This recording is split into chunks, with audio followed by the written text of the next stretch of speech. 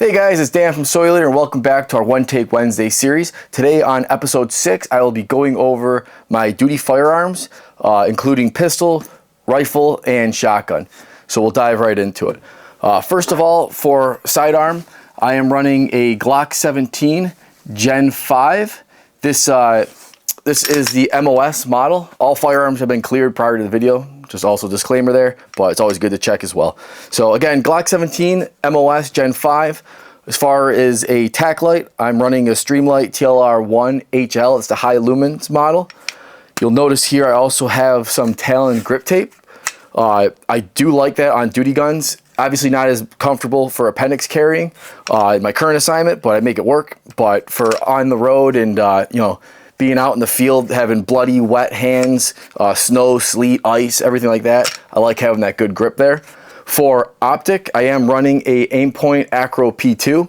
We're actually testing these out right now. I'm one of the guinea pigs. I've been very impressed with it. Closed emitter works very well for when when it's raining out, sleet. Again, I'm in upstate New York, so having that closed emitter where I don't have to worry about sleet, snow, rain getting in there is a plus. And if it does, you can wipe it with your thumb real quick, as well as treating it with cat crap, which is a lens anti-fog solution. So highly recommend that. All my glass for rifle, pistol, and so on always has that on it. So make sure you treat that, retreat that every time that you clean your pistol. On the back here, I do have Dawson Precision blacked out rear with a fiber optic front. That is what I was running prior to having the Aimpoint on there. You can just barely see them. I would not recommend those. I would probably go with something that's a lower 1/3. If you guys have a lower 1/3 suggestion for a blacked out rear, either fiber or tritium front, hit me up in the comments. I'm definitely looking for something that sits at the bottom lower third of that optic. So I don't want suppressor height or anything like that, but lower 1/3, hit me up. But again, so that's what I'm running for handgun. Great handgun. I probably have about 10,000 rounds. We got these, I think, earlier last year. So I got probably 10,000 rounds in the pistol itself. And I'm still, like I said, new to the Aimpoint game or even red dot game. Probably have around 2,000 rounds, I'd say, with that, with a couple USPSA matches as well. So still newbie with the optic itself, but I'm definitely liking the red dot. It's definitely a game changer, and I think it's the way of the future. So I'll set that aside for now. As far as firearms go, they are usually kept in this Haley Strategic Incog bag. I do like this bag. It is pretty discreet. I've got a blacked out flag there from Spiritus System. I like keeping stuff as discreet as possible, especially with my current assignment. When this is in the vehicle, it's either locked in a Pelican case with a cable lock or in the vault of the vehicle. So it all depends what's going on there. Prior to the shift, I get it all patrol ready, and then it sits next to me most of the time. Opening this up, I'll tilt it your way so you can see it. So first things first, when I open it up, this is what you'll see. So on the right side, or I'm sorry, probably screen left for you, this is a Haley Strategic rifle wedge. So essentially you can throw this behind any of your placards, chest rigs, stuff like that. Right here I've got 2 fully loaded mags. Both of these mags allow you to add extra ammo to your loadout. So for whatever reason, if I needed to add 2 extra magazines, I have that. Or for whatever reason, I want to stow them in a vehicle, I can slap them on the side of the vehicle there with some loop and hook Velcro. So that's what's on there. Here I've got high-vis patches. I don't know if you can see that. I've got a front placard and a rear placard there. In my last video, or a couple videos ago, I spoke about how during certain operations, whether it's usually high-risk warrants, I'm swapping those IR patches for those high-vis. That's where I keep them. All right, in here as well, I've got more breaching rounds, CTS 2570s and 2577, so our standard residential as well as commercial doors. Suppressor tools, which I'll get into in a minute, and then a lens cleaning kit. So got the little eyeglass wipes, works well for cleaning optics as well. Again, after breaching, if you guys have ever been around explosive breaching, you know all the dust and debris that's in the air afterwards settles down everywhere, including your optics. So something to take in consideration there. I'm gonna flip this back around. For the rifle itself, guys, so the rifle itself is a Noveske, right? So it's an 11.5 inch gas rifle. This one is Noveske with their Keymod rail. So we got these a bunch of years ago now. It was kind of that battle between Keymod and M-LOK. At the time, I was a fan of Keymod. Since I probably would swing towards M-LOK. Also now, because they won the bid, they're the future, so a lot of accessories are now with them. But the rifle itself is a Noveske. We have had some issues with this. It's not Noveske's fault per se, but we essentially have an 11.5-inch barrel here with an 11-inch rail.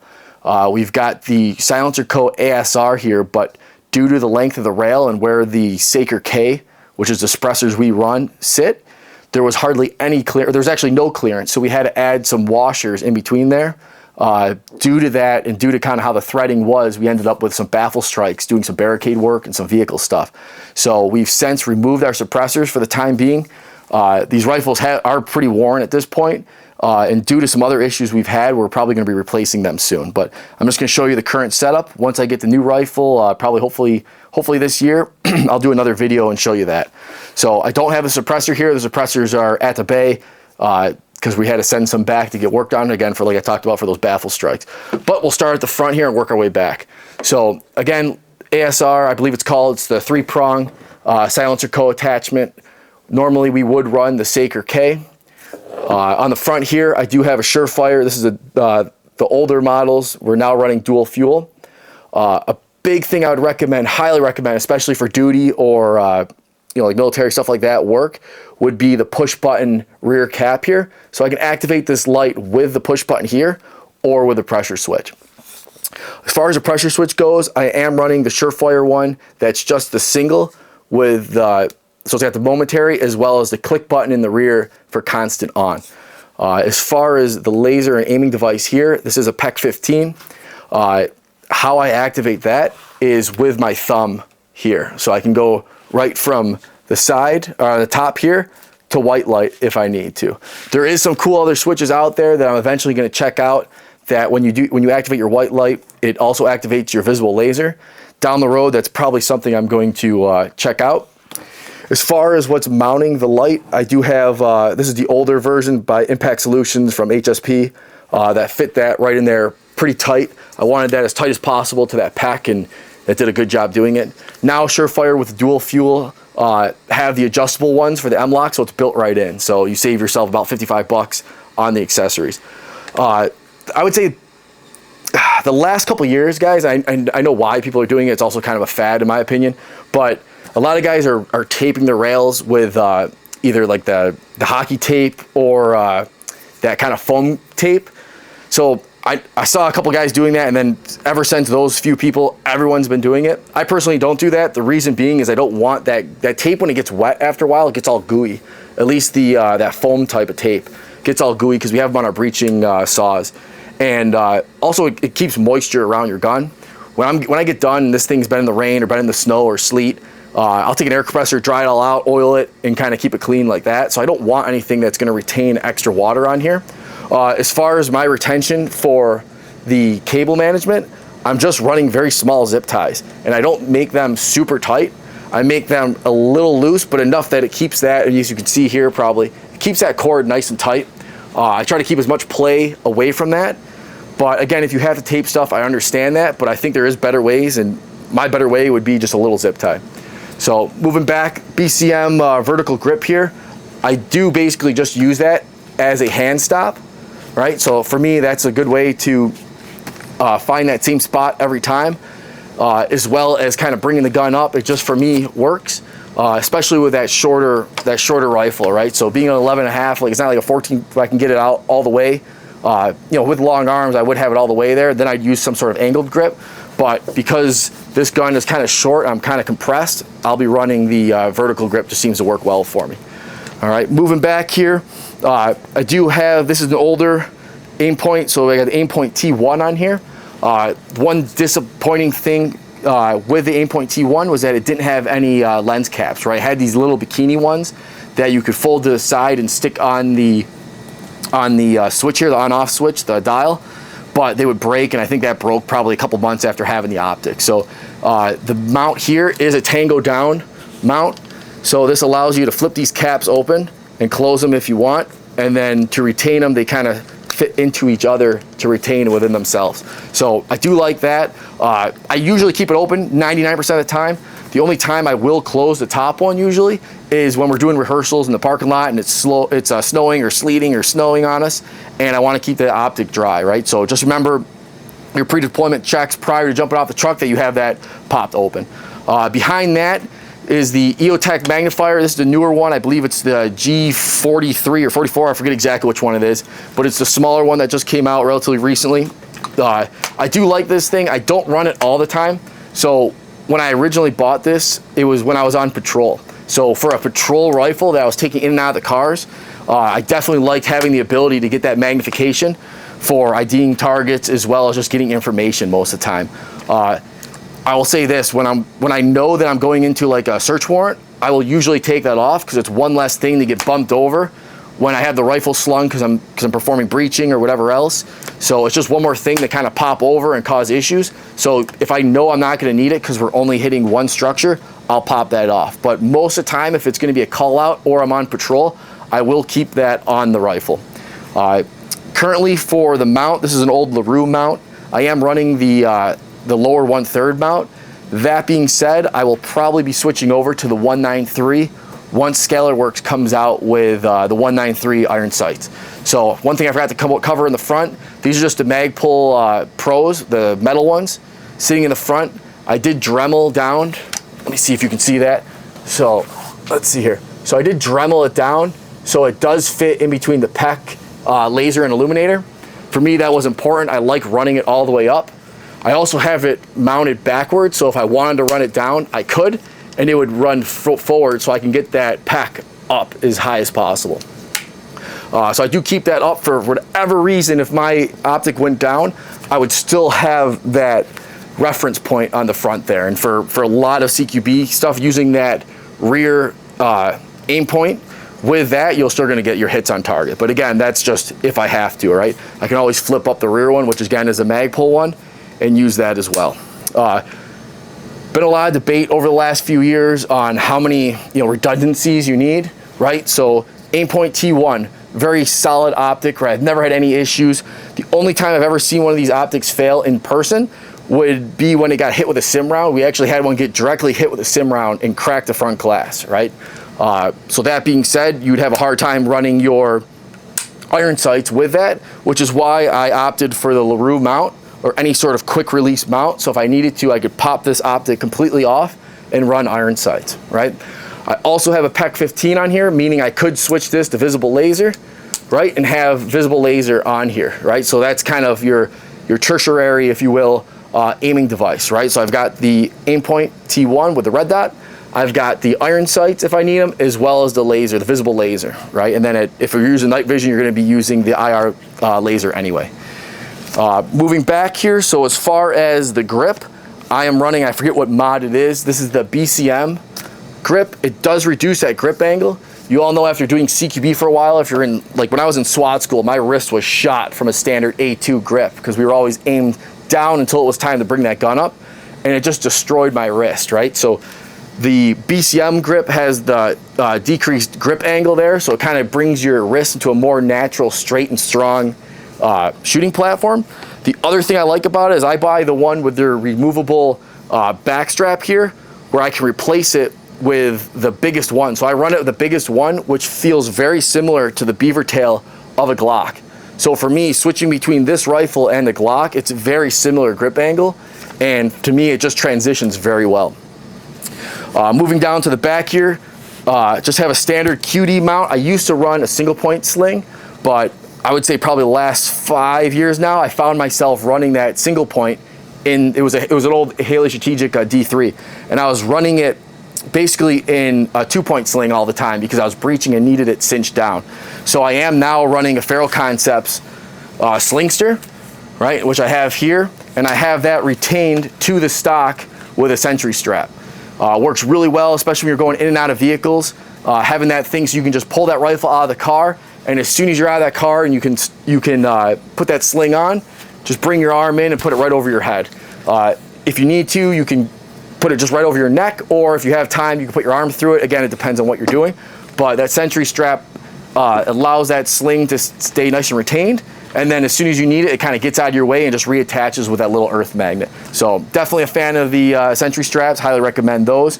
You can see here under it, I actually still have the old Ranger band, rubber band. But as I spoke about in one of my other videos, the Ranger bands after a while, just like any rubber bands, will start dry rotting, get aged with a UV light, and eventually snap. The Ranger bands last a little longer, but again, the elastic's gonna last the longest. So something to think about there. As far as the stock goes, this is a BCM, I believe it's a Mod Zero. Very solid stock. This thing has no play on it, which is what I really like.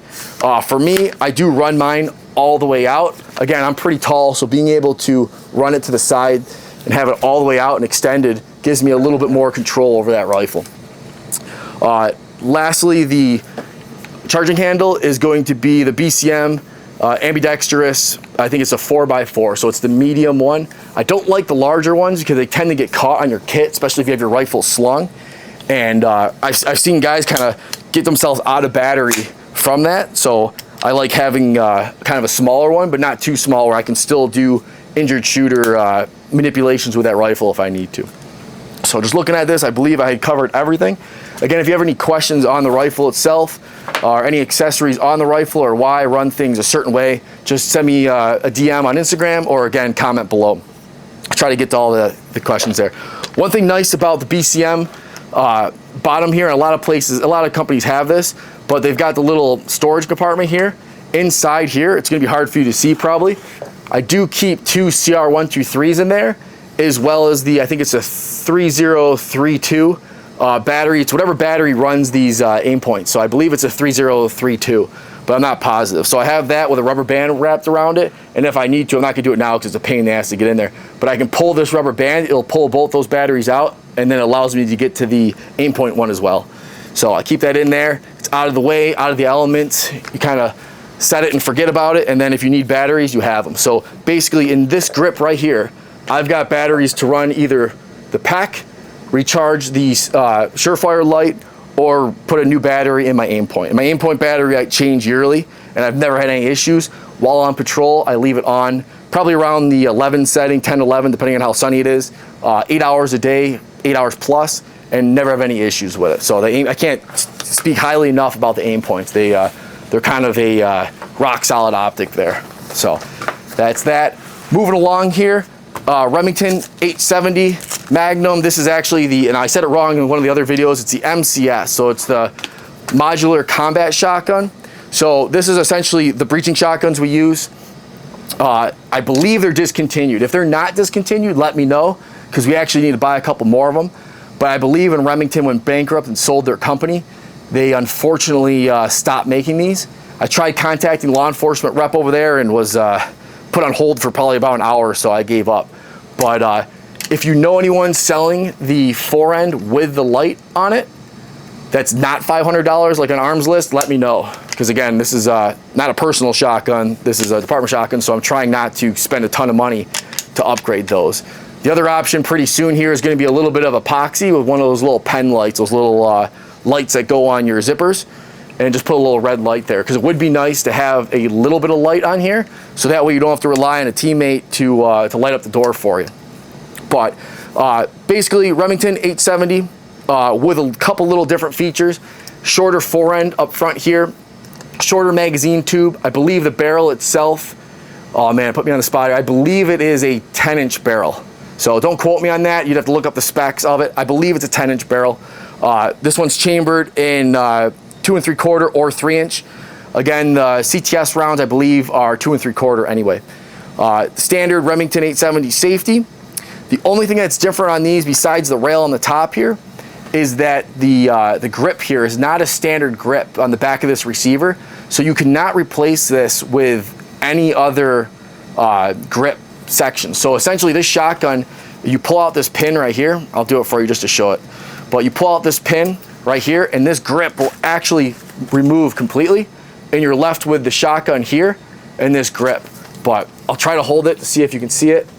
There you go. So it's got this little rail system on the back. It's not like a standard Picatinny or anything, but it's a modular shotgun, right? So the idea was if you had the accessories, you could slide on a stock. They made several different stock lengths for this, as well as several different barrels. So that's why it was so modular. I believe you could put these on a lot of different platforms, right? So The problem is though, if you remove this, the standard bolt is not the same length, so you actually can't interchange this with too many things.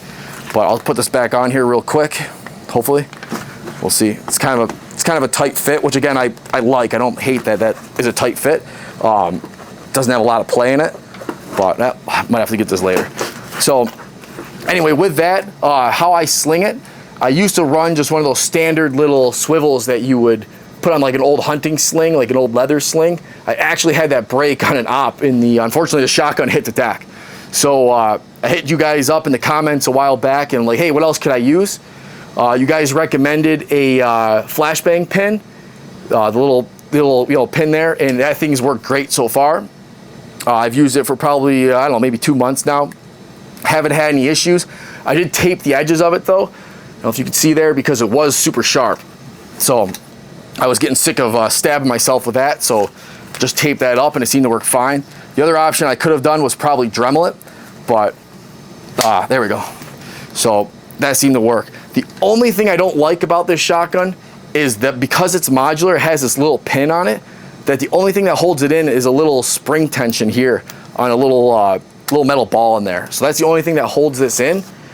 I've had this almost come out on me, but again, it's a tight fit, but still I'd rather just have this completely solid. Any of that little modular stuff is just gonna be a failure point down the road. So you will notice I did paint these. I think we have like 3 or 4 of them. I did paint all of them just to blend in a little more, because anything black in the field, like this thing needs to get painted too, a magnifier needs to get painted, but anything black in the field tends to stand out. So I try to disrupt that color a little bit the best I can. And that is it, guys. Those are the 3 main firearms that I do use for work. I've got the Glock 17, the M4, or whatever you want to call it, 11.5-inch rifle there, carbine, and then the breaching shotgun. All right, so if you have any questions on any of these, hit me up in the comments, send me a message on Instagram, and I'll hopefully answer those for you. Thanks for tuning in. Have a good night.